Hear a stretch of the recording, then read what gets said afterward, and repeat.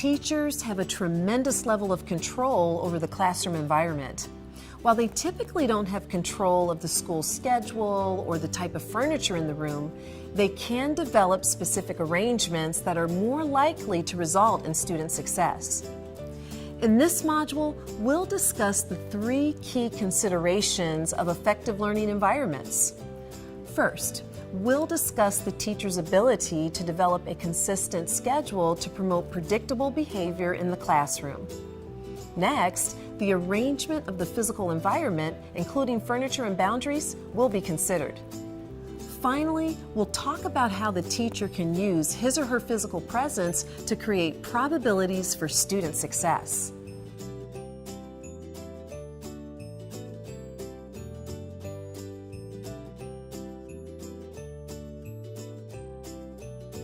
As a general rule, people like to know what's coming. They like to be able to predict what's going to happen next. You know how it feels more comfortable in a meeting when you have an agenda and can check things off as you go? Well, that kind of predictability is comfortable for our students too. In fact, we know that the more students can predict the daily activity, the fewer problems they are likely to have. In a sense, this consistency provides students with a feeling of control over their environment. Listen to how these teachers describe the importance of consistency. If you had that classroom management plan in place, of course there's always going to be things that come up that are unexpected, but if you stick with that and the kids see that you're sticking with that plan, they know what to expect from you, and therefore they're more comfortable and they're more likely to respect you. Because I always feel like if teachers end up giving a gray area, is what I always call it, if you're not sticking to your plan or what you said, then the kids are going to lose trust in you and not believe in you and not want to listen to you. But if you have that plan and you stick to it and you're consistent with it, then the more likely the kids are to respond to you and respect you. Consistency can be considered in terms of regular events and activities in the classroom and the degree to which they are consistent with the expectations, scheduling, processes, and sequencing. Maximum consistency means we do the same things at the same time of the day, in the same way, and in the same order, each and every day. Of course, 100% consistency is impossible and also unnecessary. The teacher's task is to consider how to best create consistent schedules and procedures for his or her unique classroom and students. Watch the following scenario in which the teacher does not have a set schedule and is stuck inventing student tasks and spur-of-the-moment decisions.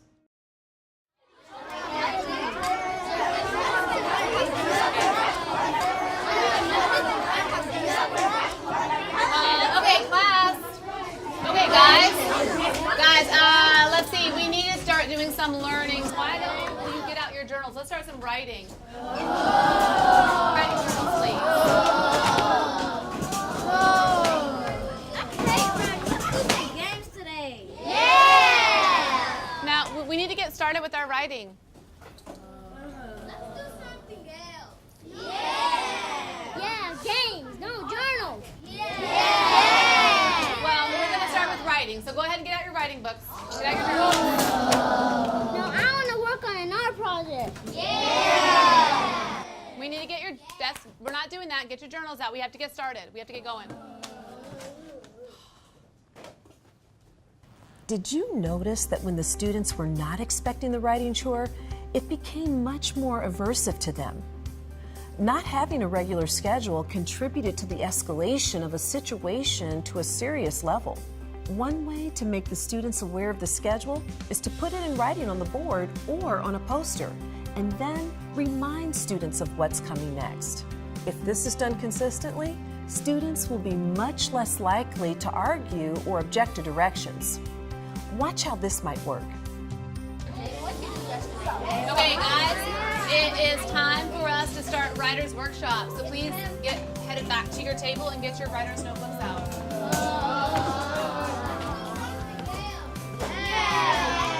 Well, if you look at our schedule, you can see that we go from Writer's Workshop and then next is recess. So after Writer's Workshop, we'll get to go outside. Great, thank you for getting your journals out.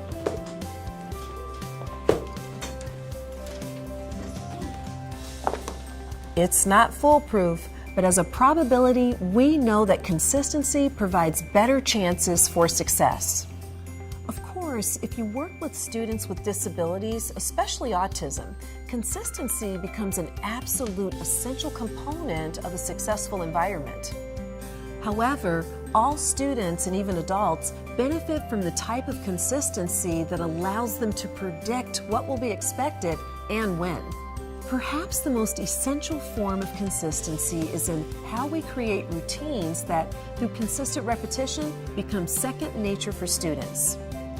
Take a look at this example of a consistent routine. Note that although the routine is consistent, the teacher continues to provide prompts to ensure success.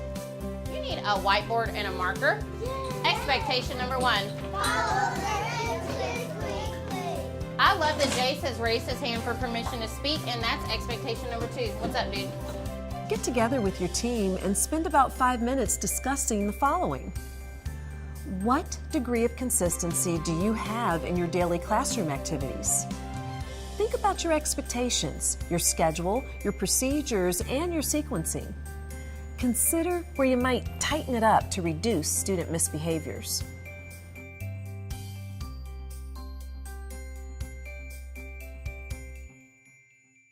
Like the schedule, the physical environment is not totally under the control of the teacher. But there are several strategies and procedures that teachers can consider to enhance the probability of student success. We'll start this discussion with consideration of student and teacher desks and then move to boundaries and the physical layout or architecture. While there is no research supporting one specific arrangement of desk or furniture as being more effective than another, there are some simple considerations that can enhance the probabilities for student success. As a general rule, the teacher will want to arrange the desk in a manner that best accommodates the task at hand in consideration of the individual students in the room. For example, if student interaction is a part of the lesson, then arranging the classroom so that students can more easily converse and collaborate is logical. On the other hand, if independent work is an essential component of the lesson, then rows may present a more logical option. The reality in many rooms, however, is that the furniture is not movable or not able to be rearranged easily. In such cases, it is worth considering the seating arrangement, with special consideration of students who are likely to have trouble remaining on task or working near specific peers. Initially, I like to let the students choose where they want to sit, because that way, if there is an issue or if they're not doing the work, or if they're not being, if they're talking to their friends, or if there's a distraction, then that takes if the seating has to be rearranged, that takes the responsibility off of me. Right. Mm-hmm. It's not, I put you here and it's a problem. It's, look, man, I gave you the opportunity to sit wherever you wanted to, but you chose to not respect me and do what I have to, do what you need to do in the classroom. So now we have to rearrange this. That way it puts the responsibility back on the student. Yeah. And then you can offer them more opportunities to get it right. If you just like, okay, I'll give you another opportunity to, sit down, to follow directions, to listen to me when I'm giving my instruction, when there's group work, your group work needs to be on task. If you put more of the responsibility onto the students, then that relieves some of the pressure off of you. So, because for a student, it's going to look like, wait, why do I have to sit here? Versus, oh man, I chose to sit here, but now I'm not handling my business. I'm doing what I'm supposed to do. So it makes it easier when it comes to rearranging the seating in your classroom if you gave them the opportunity and then they took advantage of it.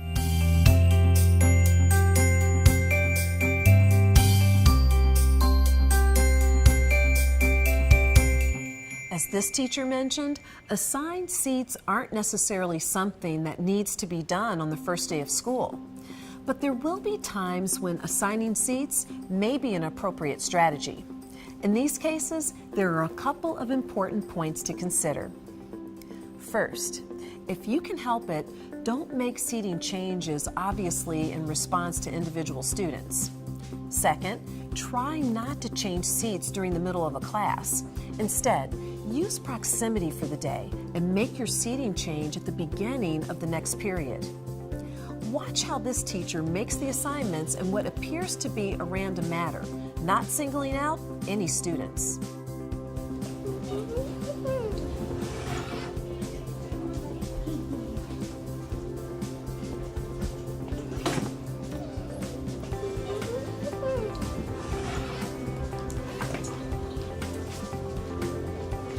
look at the board, please, and find your seat where you sit.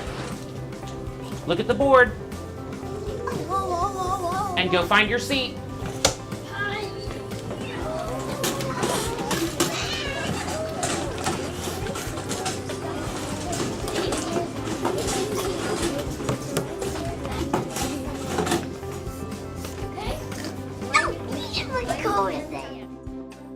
This morning we're going to start talking about sight words.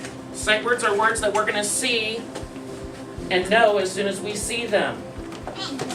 Sight words are words like the and is. As soon as you see that word the on the page, you're going to know that that is the word the. As soon as you see is, you're going to know that that is the word is.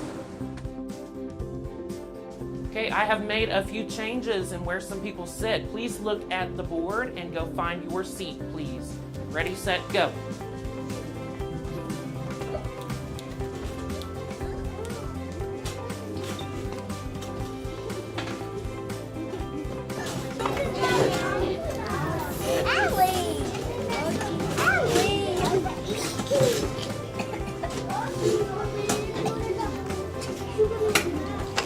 Find your seat. Find your seat.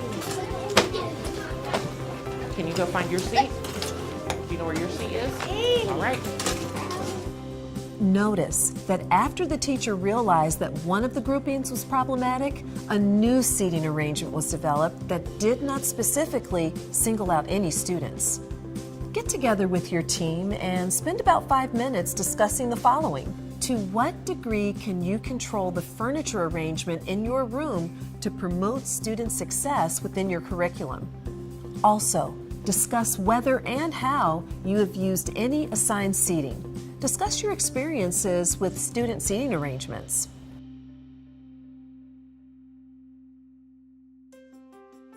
The final component of our arrangement of the physical environment involves how we move, place ourselves, and communicate as the teacher. Physical proximity refers to the degree to which the teacher moves around to be close to each student on a regular basis. This doesn't mean that the teacher must make eye contact. Simply moving nearby is an effective practice. But once the teacher is in close proximity, the opportunity for reminders, praise, or just a smile is there for the taking.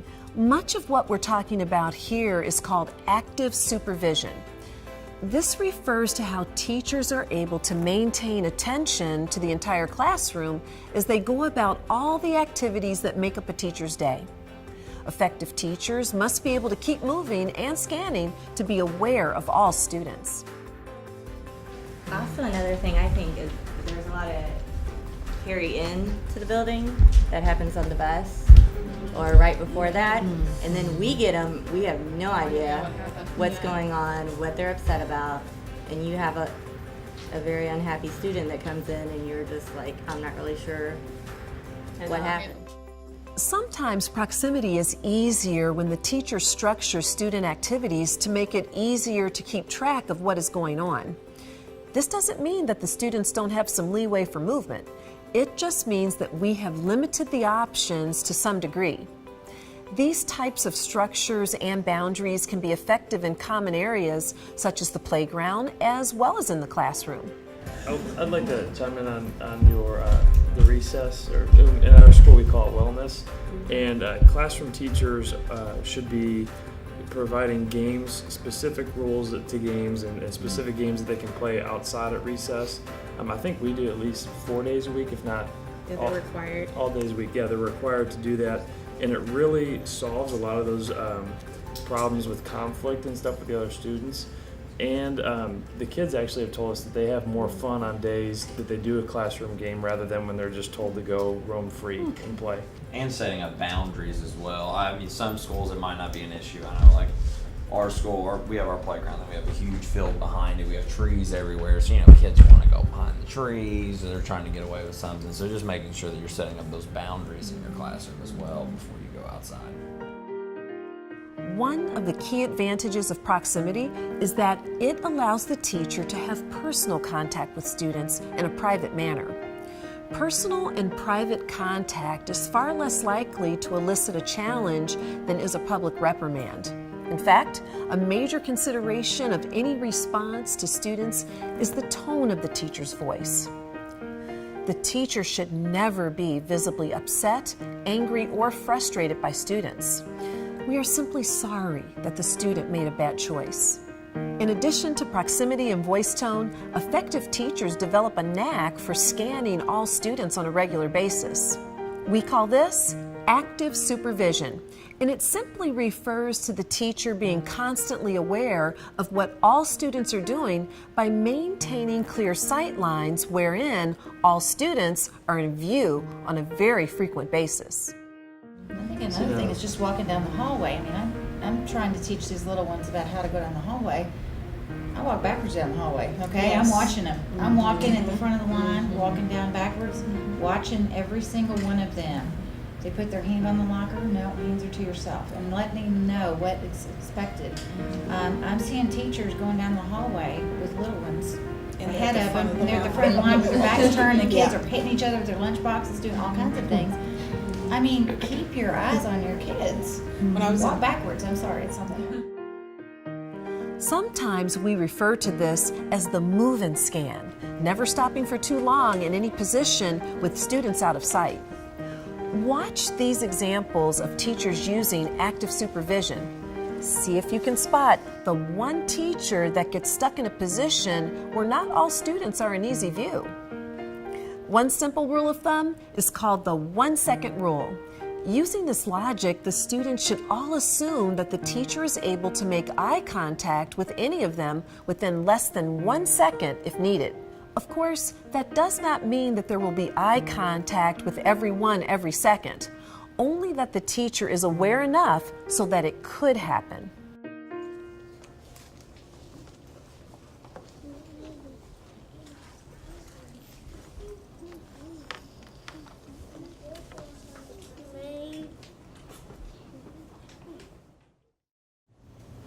Wait.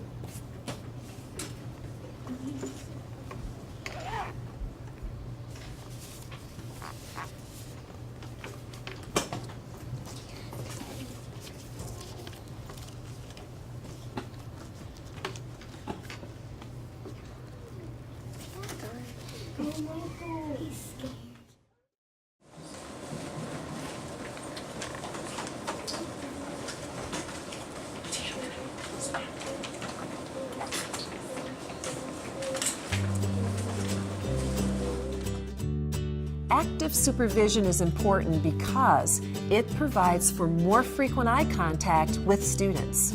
Effective teachers are masters at using eye contact to prompt appropriate behavior. Watch how these teachers use their eye contact to prompt students.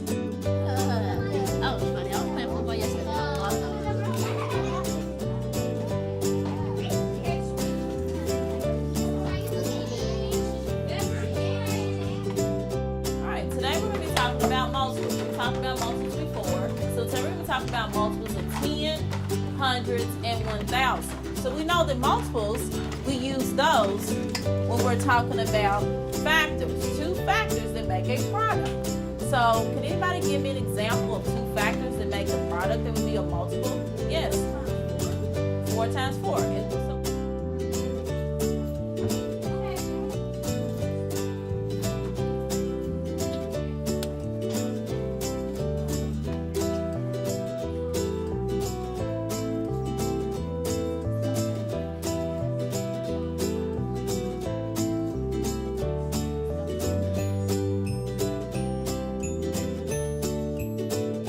Consider some challenging students with whom you regularly interact.